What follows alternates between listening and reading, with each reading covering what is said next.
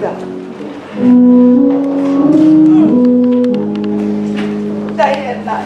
you. James chapter number 1. Amen. Amen. Would you stand for the reading of the word? Thank you, Lord God.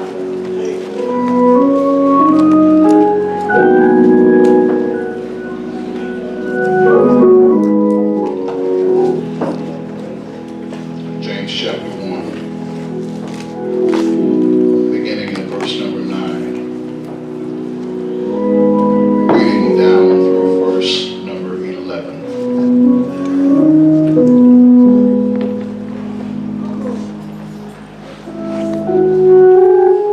The New King James reads this way. Let the lowly brother glory in his exaltation, but the rich in his humiliation. Because as a flower of the field, he will pass away. For no sooner has the sun risen with a burning heat than it withers the grass. Its flower falls, and its beautiful appearance perishes. So the rich man also will fade away in his pursuits.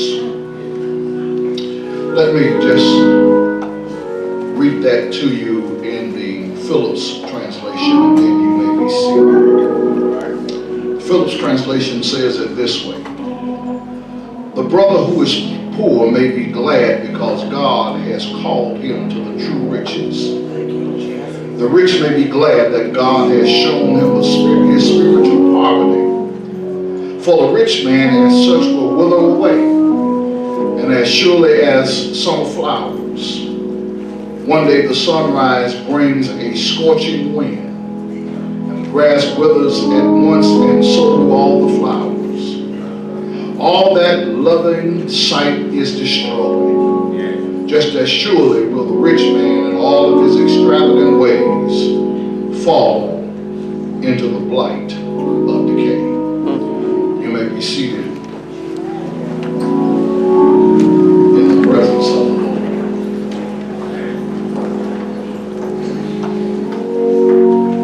I pray that you will ride with me for a little while.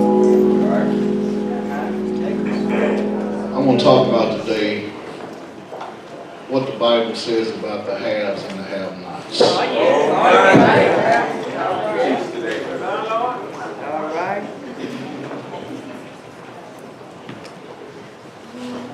One of the greatest challenges and perhaps one of the greatest trials that we face as believers is not having enough. I think you can attest to that because a lot of times we don't, as believers, have all we think that we need. And the problem really happens, or the thing that really happens to us is because we don't have enough, we become distracted trying to get enough. In fact, my brothers and my sisters, there's a misconception that's going on today, and that misconception is that money equals security. And we believe that if we have security, if we have money, we've got security, and we believe that if we've got money and we've got security, we've also got happiness. And it's interesting, my brothers and my sisters, because most of us realize that when you got it, it ain't all that. I can't hear nobody. See, the problem is a lot of us begin to believe that the more we have, the better we'll feel. Right. We start thinking that if I got the right car, if I've got the right address, if I live on the right street, if I have the right job, if I work the right job and get the right amount of salary, if I've got all of that stuff, I'm going to be fine. We tend to think that if we just have stuff, if we just got stuff, we'll be all right. And the truth of the matter is, y'all, we've got more stuff than our parents and our grandparents ever thought they would have. Most of us got 2 cars. Yes, sir.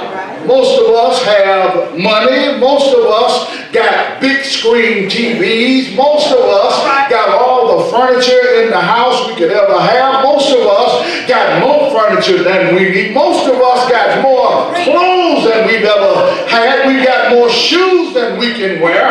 We've got all kinds of stuff, and we still don't think that we have enough. And the problem with that is we get wrapped up in stuff. Yes, sir. And our stuff becomes a distraction. Matter of fact, some of us like our stuff so much that we tell them to schedule us to work on Sundays so we can make money and not come to church. I'm telling you. Because we're caught up in our stuff. Yes, sir. And the problem is, stuff ain't all of that. Amen. That's where I am. Yes, sir. And for some reason, it's worked its way into the church. Yes, it has. Now, I know some churches, and thank God Mount Pleasant's not one. Don't make me brag on you. I know some churches where only well-to-do folk go. That's right. And I know some churches where only poor folk go. And I know some churches that have well-to-do folk and poor folk, and the poor folk feel like the well-to-do folk don't think nothing good about it. That's right. That's right. And the problem we have is the fact that there is a disparity in the church, because you got some folk who have stuff and some folk who don't have stuff, and the folk who have it make the folk who don't have it think that they're better than them. I know I'm not talking about Mount Pleasant. I know we don't have that problem here, but just in case we do, let me stop and pause a minute and remind you that your stuff don't mean nothing. Remember that James wrote this text to people who had lost everything. They had lost their livelihood. They had lost their homes. They had lost their jobs. They had lost all of the stuff that they thought was necessary. But you had some who had come through the persecution and they retained their stuff. And the problem was, those who had lost it were looking at those who still had it in an envious way. You know how we get. Yes, sir. I don't think it's right that I lost all of my goods and they still have theirs. I don't think it's right that I lost my job, my money, they took my house, my car, and yet Sister No Good or Sister Do Funny and Brother Talk Too Much still got all the heat. And so James says, I want you to recognize something as a body of Christ. He says, I need you to understand that in the church there are those who have, and in the church there are those who have not.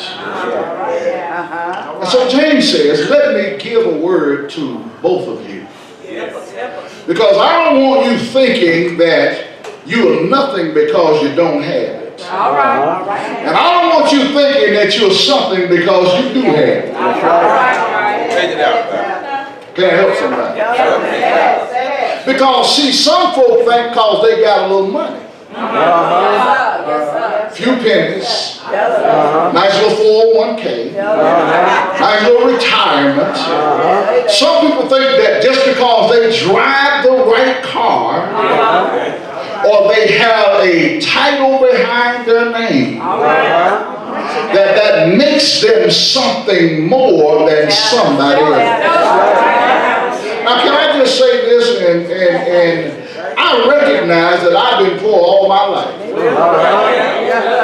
No, okay, see, you didn't catch that. Cause see, y'all poor folk. Now, let me change that. I recognize that I've been poor all my life. Because see, poor folk got two O's. I'm poor. I ain't got the one.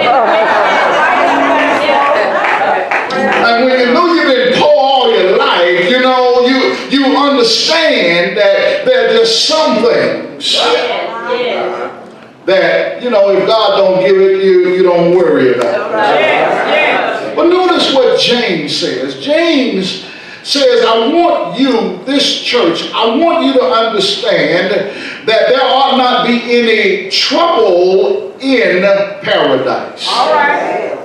I want you to understand that because you don't have anything in a material way doesn't mean that you're not blessed. I'm going to help somebody. Because a lot of us think that when we don't have it, we think that God hasn't blessed us. All right. All right. But James says, let me help you to see from a different side. Remember now that he's writing to Christians who have lost everything. And he says, now, I want you to get this. He says, here's what I want you to see. I want you to recognize that when you get to the point where you start looking at yourself, I want you to look at what you have from a different perspective. The world says, when you don't have it, get it. But God says this, if you don't have it, you already got it. So you just missed your shot. Right? Notice what he says in the text, verse number 9. He says, let the brother glory in his exaltation. Now I had to go and I had to read that in several different translations to get what he was really saying. James is really saying this, that when you don't have it, you got it.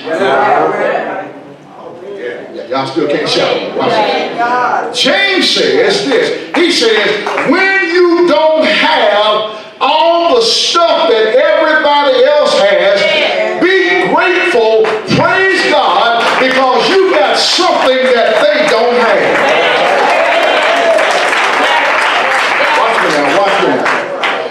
He starts by reminding them that just because you don't have wealth doesn't mean you don't have wealth.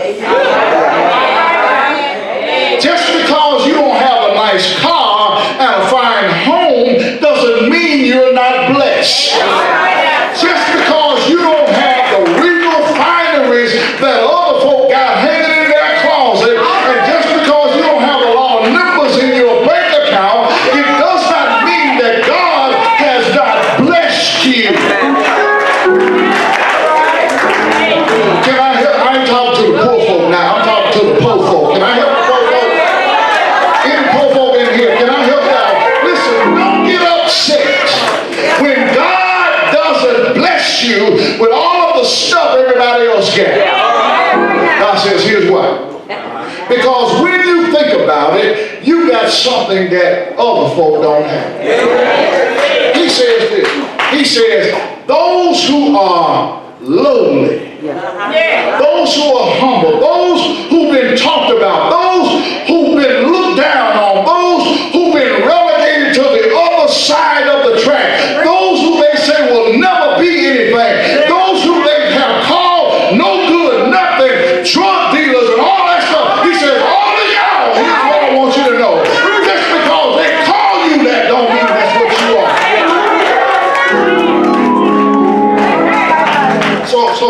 watch this. He says, watch this. He says, when you don't have it, you are in a high position. Yeah.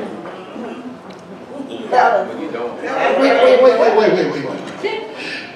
James said, that's kind of a paradox. He says, when you're down, you're really up.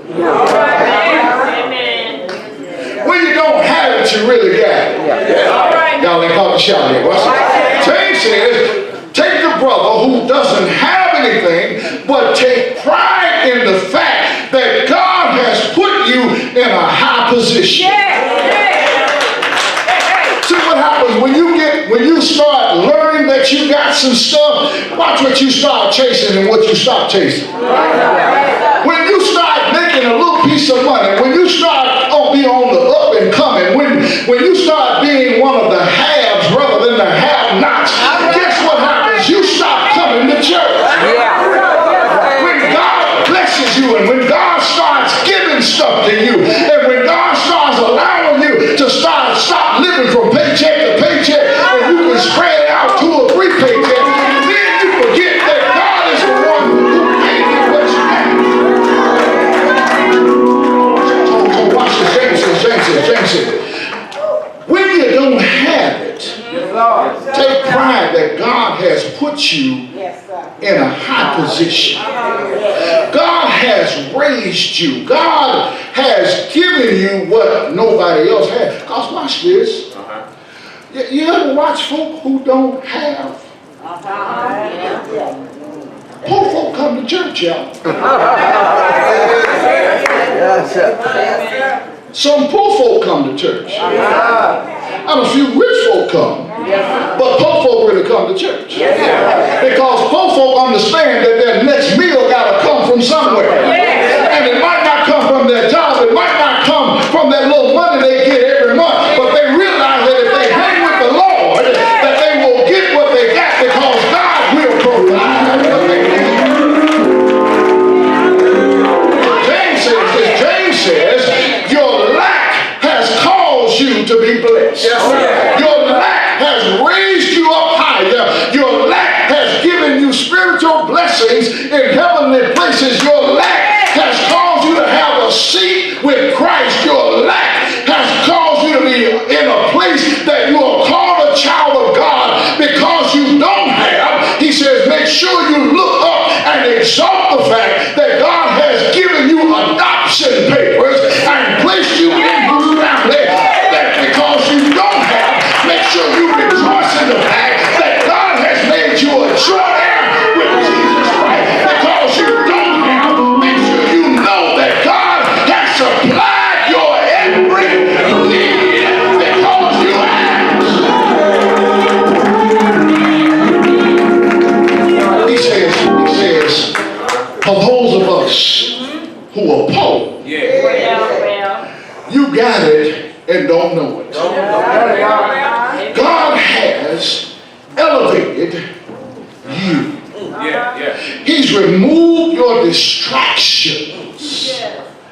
Because when you don't have, you ain't worried about one thing. Lord, how you going to give it to me? And so when you don't have it, we recognize, because James says, we ought to rejoice, we ought to boast about the fact that we are exalted in the eyes of God. So here's what James says to those of us who are poor. Stop looking at the brother who's poor. Stop worrying about the one who got a little something. And exalting the fact that you got what they don't have. Y'all still ain't shouting. Y'all still listening. Because see, what you're looking at the fact that you want to see something tangible. You want to hold it in your hand. You want to put the keys in the ignition. You want to close the door and have the keys to the house. You want all of that stuff. And you're looking, I help y'all with that. It's temporary. You can buy your house today, and before you move in, it'll burn down this evening.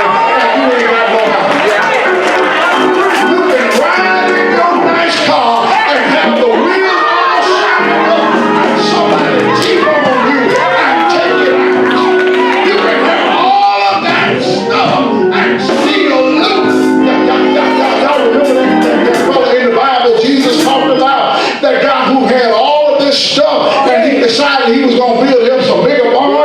said, you know what? The Lord really been blessing me. I'm going to store it up for later. And the Lord said to him, you fool, cause today I'm going to require it of you. Because he said, what good does it do to gain the whole world and lose your soul?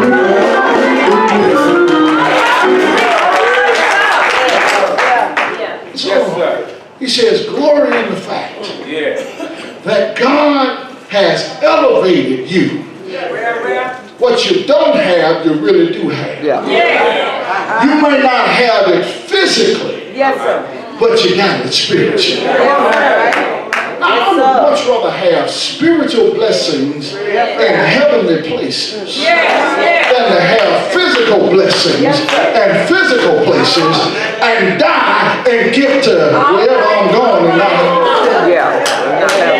See, y'all missed it. Y'all missed it. I would much rather know that I got some stuff waiting on me on the other side because I've stored my treasures up there where water and rust can't take it away. I put my blessings in heaven, and so when I get to heaven, God says I'm blessed.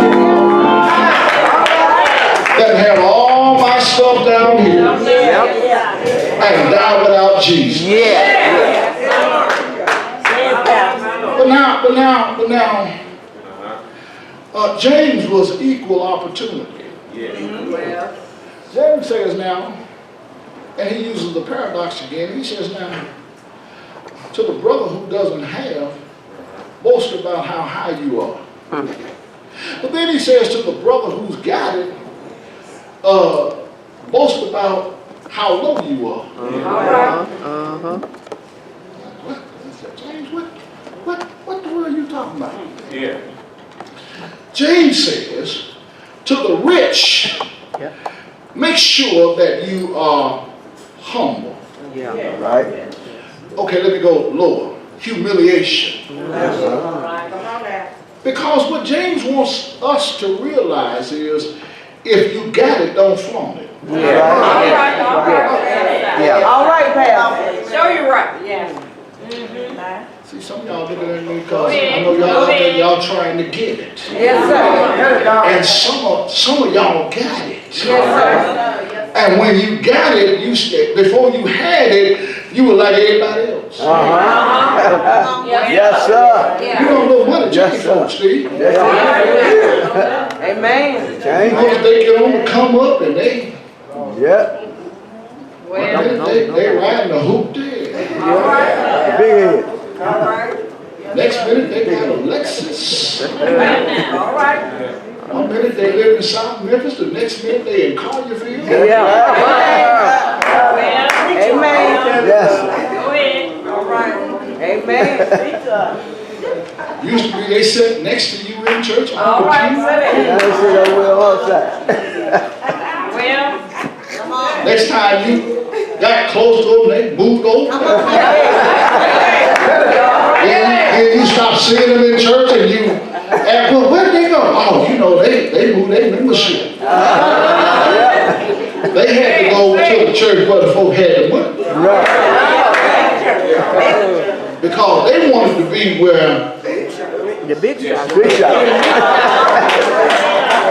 y'all feel me, right? And so James says, to the brother who's got it, humble yourself. That's right. Lower your mindset, because he says, guess what? Just because you got it don't mean you're going to keep it.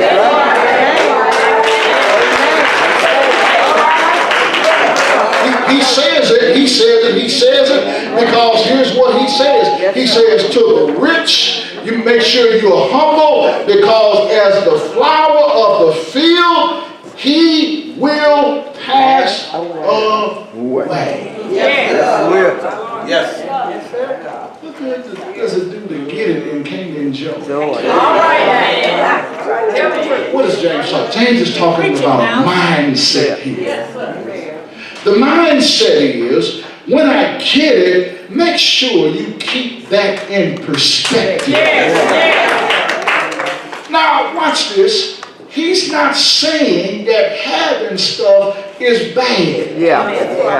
I don't want y'all to get that impression. The impression is not that if when you got it, it's bad that you got it. No, the impression is when you got it, make sure you keep in perspective how you got it.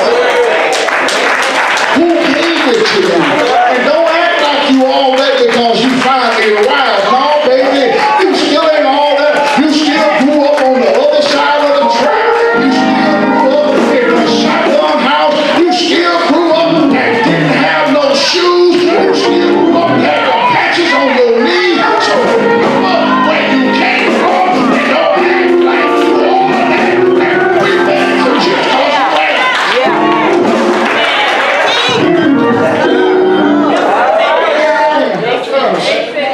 James said the rich man is like a flower that grows, it blooms, it looks real pretty, and then the sun comes out. And it begins to scorch the flower. And the next thing you know, that pretty flower has wilted. And before you know it, it's dead. It's gone. And can you imagine? Okay, I ain't picking nobody on nobody, I'm just saying what I'm saying. Some of y'all who like to play the lottery, who like to go to the casino, with picks and scratch offs. I ain't knocking you, I'm just saying what I'm saying. Some of y'all get it. And when you get it, you don't know how to keep it.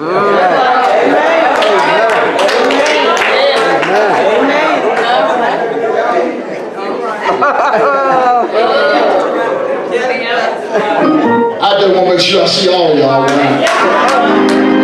Because see, you telling God that when you let me win, I'm going to bring some money to the church.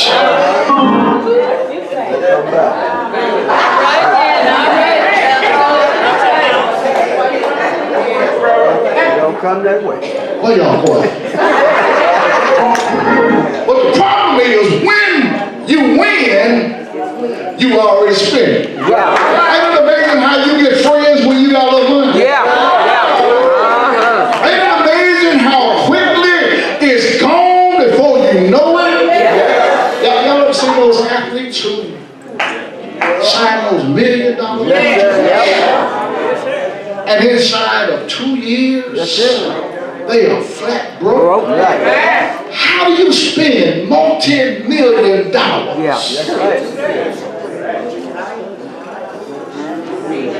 See, y'all can't answer that. The problem is this. They've forgotten that as quickly as you can get it, it can be gone. Or borrowing the Lord could take you out. And what happens, y'all, when you get all of that money and the Lord takes you out? Guess who's gonna get it? Somebody you were trying to keep them getting their hands on. And they gonna spend it.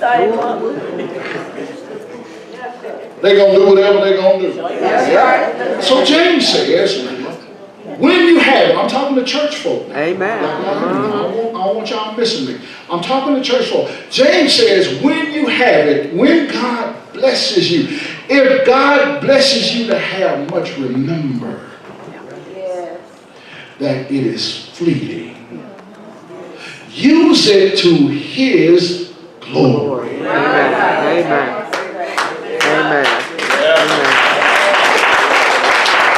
Don't look down your nose at folk because they ain't got it.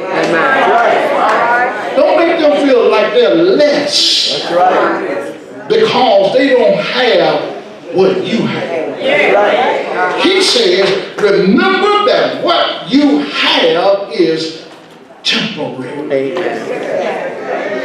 Let me just give you a few things and I'll get out of your way that the text is teaching us very quickly.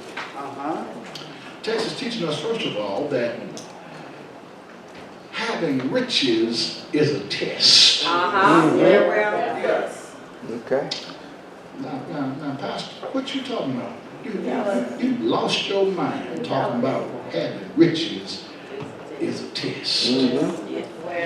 Having riches can be dangerous. Everything. Having riches can be a distraction. That's right. Because the problem is the more you got, the more you want. Right. See, the problem with us is we haven't learned to live on less. We've learned that if we got less, we want more. More. But God says, if I can trust you with less, I can give you more. Amen. You're trying to get God to give you all of that, and you haven't handled what you got. That's right. That's right. Maybe that's the reason why you're still driving that hoopty, because you ain't took care of the hoopty yet. Yes. Maybe that's why you're still renting and not buying, because the place you rent at, you still late on your rent. Maybe that's why God hasn't promoted you on your job, because even though you're qualified, you show up late every day. Yes. Y'all got quiet. Yes, sir. Sometimes having more rather than being a blessing can be a test, because guess what? Once you got it, you want to make sure you try to maintain it. And the only way to maintain it is to move some other stuff out the way. And guess who's the first to go? God. Right. Here's the other thing I want you to get. That everything in life is temporary. That's it. That's it. Those pews you sitting on, they're temporary. This nice little pretty plexiglass pulpit is temporary. Yeah. Ain't no last little. How you drive, you already know you probably bought it brand new off the showroom floor. Give it a few years. That's right. Temporary. Temporary. Okay, look in the mirror. Yes, sir. David said, I once was young. Well, now I'm old. Y'all don't want to admit it, but you were once young too. And now you done got old. Guess what? Temporary. You didn't come here to stay. You came here for a season. It's temporary. Temporary. And guess what? When you leave here, somebody else gonna get it. That's what Solomon was writing about in Ecclesiastes. He said, look at it, says, for a man to work all of these years to gain all of this stuff and die and have to leave it to somebody. You can't take it with you. Old story said, I'm almost going to see the old story said that husband had a whole lot of money. Now, baby, don't you hear this? But the husband had a whole lot of money. And before he died, he said, now, baby, I want you to bury me with my money. I ain't got no money. But now, too bad Reggie ain't here. Should be able to. He said, I want you to bury me with my money. She said, okay. I promise you, I'm going to bury you with your money. Leave when he died. She did what she promised. She wrote him a check.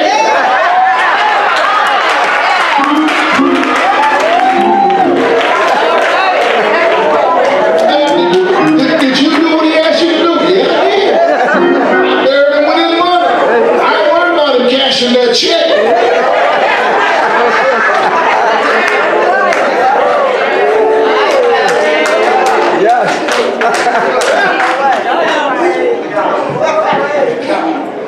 Here's the other thing I want you to recognize that James is teaching us. James is teaching us that we ought to trust God to supply our needs.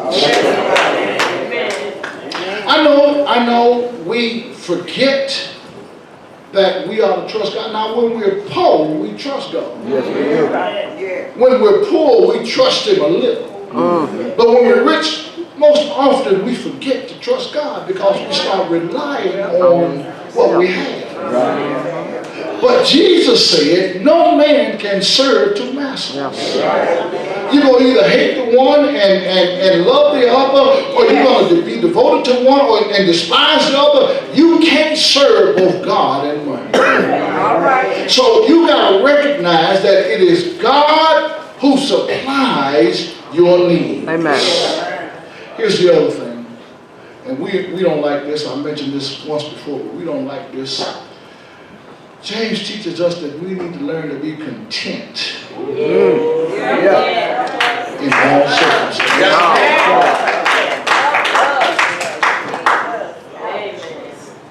Stop trying to keep up with the Joneses and the Smiths and all of those folks. Listen, you don't know what they got, and you don't know how they got it. I was talking to a friend yesterday. He was talking about he was dating this girl, and he discovered after some conversation that while he was dating her, her financial situation came out. He said, I was amazed that she was 3 months behind on a condo. She was paying partial payments on this and partial payments on that. Y'all will start looking back.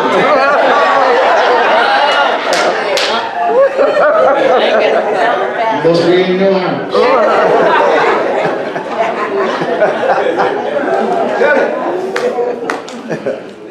She was robbing Peter to pay Paul. He said, you know, I'm glad I found out. I said, I'm glad you found out too.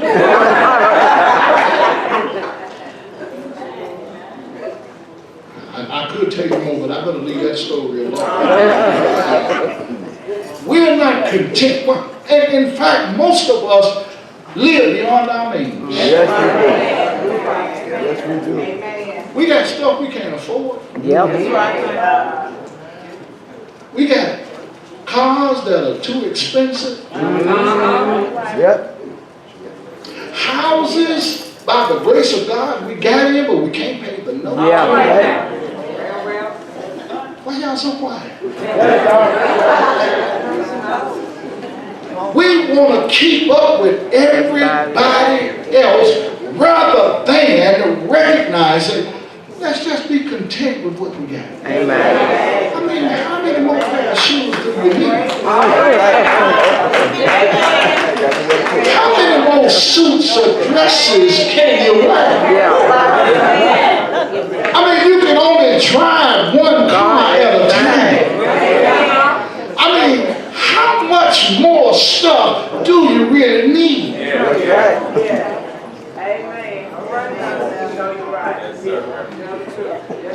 I know, Reverend Davis, I know I got to hear up quick now because they got real quiet. Yes, sir. Here's the last thing. Well, James teaches us that you are valuable regardless of what anybody says. Amen. Whether you have a lot or whether you have a little, you are valuable to God. Amen. Here's what shouts me. What shouts me is the fact that God knows where I am. God knows what I don't have. God knows what I do have. That's right. God knows my sin and He still loves me. Amen. Man, I'm so glad no one can shout about that. I'm glad that regardless of whether or not I've got money or whether I don't have money, whether my past is checkered, whether folk talk about me, I'm glad whether or not I came from the wrong side of the track or the other side of the track or no track at all. I'm glad that God saw some value in me and that God chose me even though He knew how messed up I am. He saw value in me. And if the truth be told, he sees value in you too. He saw where you were, he saw what you had, he saw what you didn't have. He knows your money management skills. He knows you spend it the minute you get it. And yet he still trusts you. Can you imagine? Can you imagine? God knows that you are like a bucket with a hole in it. Your pockets got holes in them. And the minute the Lord gives you something, it's gone. But he keeps on giving. Can you imagine? That God loves you that much. So he says, since I love you that much, why y'all acting all up in church? Why you acting up because somebody got something and somebody don't got it? I know that's bad English, but I figured I'd give you that. Why are you acting like you are that, all of that, because you finally got a few pennies and a few nickels to rub together? Why is there division among you? Because there are some haves and some have-nots. Just think about that. Just think about the fact that God loves you regardless of whether you got it or don't. That's what we call it.